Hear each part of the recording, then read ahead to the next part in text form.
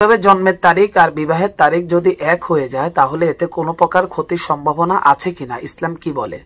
যে তারিখে জন্ম লাভ করেছে কোনো ব্যক্তি ওই তারিখে যদি তার বিবাহ নির্ধারিত হয়, বিবাহের দিন তারিখ ফিক্সড করা হয়, তাহলে এতে কোনো প্রকার ক্ষতি আছে কিনা, এতে কোনো প্রকার সমস্যা হবে কিনা? আসলে আমাদের ইসলাম ধর্মের মধ্যে এই ধরনের কোনো কথার কোনো ভিত্তি নেই। এগুলি সম্পূর্ণ হিন্দুয়ানি প্রথা, তাদের ধর্ম বিশ্বাস। তাদের বিশ্বাস হচ্ছে জন্ম তারিখে যদি বিবাহ হয় তাহলে এটা অলক্ষণে কুলক্ষণ এবং অমঙ্গল হতে পারে, কিন্তু ইসলাম এগুলিকে সাপোর্ট করে না। অলক্ষণে কুলক্ষণ অশুভ লক্ষণ বলতে ইসলামে কিছুই নেই।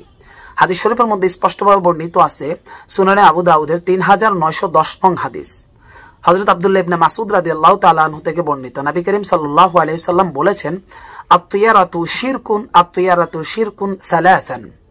নবী করিম সাল্লাল্লাহু আলাইহি সাল্লাম বলেছেন যে কোনো কিছুকে অশুভ অথবা কুলক্ষণ মনে করা, অমঙ্গল মনে করা, এটা শিরিকের অন্তর্ভুক্ত। এগুলো ইসলামের কোনো স্থান নেই। কোনো কিছুর পক্ষ থেকে ভালো আসে মন্দ আসে, দিনের কোনো প্রভাব আছে, মাসের কোনো প্রভাব আছে, যুগের কোনো প্রভাব আছে, এগুলি মনে করা সম্পূর্ণ শিরিকি আকীদা। এতে করে আমাদের ঈমান আমলের ধ্বংস হচ্ছে, আমাদের ঈমান আমলের ক্ষতি হচ্ছে। অতএব জন্ম তারিখে যদি কারো বিবাহের দিন তারিখ ফিক্সড হয় অথবা নির্ধারিত হয়, এতে কোনো প্রকার সমস্যা নেই। এগুলো আমাদের মন গড়া কথাবার্তা এবং কুসংস্কার বিষয়, এছাড়া আর কিছুই নেই। ভিডিওটি ইমানি দায়িত্ব মনে করে বাকি সকল ভাইদেরকে শেয়ার করুন।